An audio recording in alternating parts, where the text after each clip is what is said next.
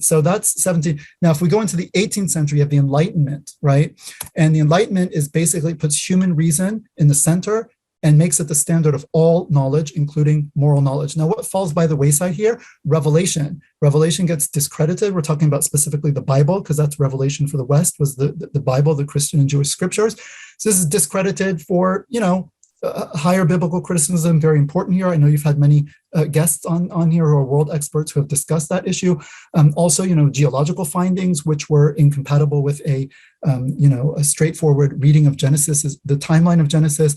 Darwinism in the 19th century is a major secularizing factor, although it doesn't necessarily entail, atheism. Nevertheless, sociologically speaking, there's no doubt that Darwin's theory of evolution had a massive impact on the kind of loss of meaning and sort of religious sentiment in the West. There's a book written by Owen Chadwick, I believe a British scholar.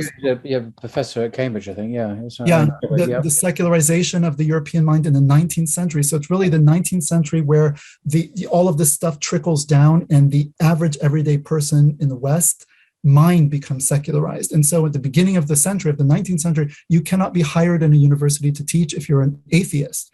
Who would hire an atheist to teach people in a university? It's just considered so, deviant and immoral. Where do you get your morals from? You don't believe in God. You don't believe in an afterlife. How can we trust you?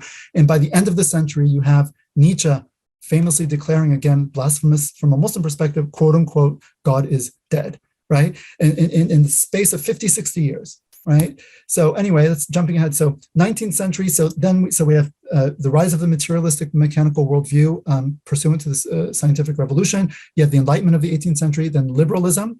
All of these are humongous topics, obviously. I'm just giving a very, very quick, overview. Liberalism in the 18th, 19th century, classical liberalism, it puts a premium on human individual freedom and personal autonomy. And this, in a sense, makes sense. Okay, if there's no God anymore, really, in our consciousness, and the world is just there, now man rises to the top, right? This is kind of the deification of man.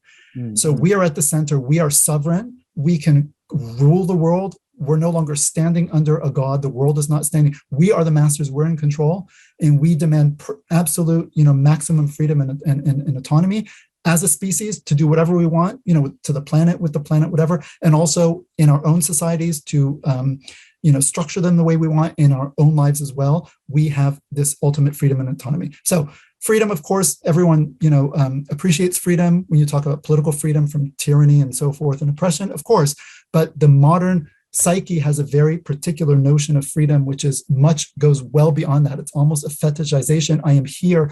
I am born to be absolutely as free as possible from all external constraints, be they moral constraints, religious constraints, the ties of family, the ties of tradition, the ties of society, right? Every, such tie is just a barrier that is meant for me to break in order to actualize my own self. So this self-actualization, this self-realization. And we'll see, again, a little bit more in detail where this comes from. This is absolutely critical.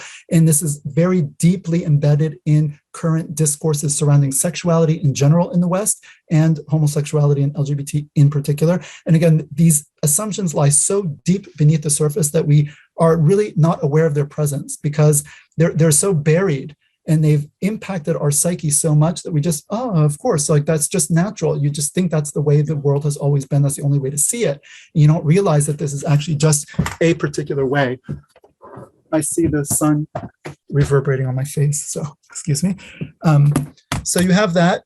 And then again, I will refer you to a lecture I gave that goes into this in a lot more detail. It's called Negotiating Paradigms, Islam and the Modern Worldview. Every blue title you see in this presentation is a hyperlink. So again, this slide deck will be available to you, and you can just click on the blue links, and they will take you directly to what they're connected to.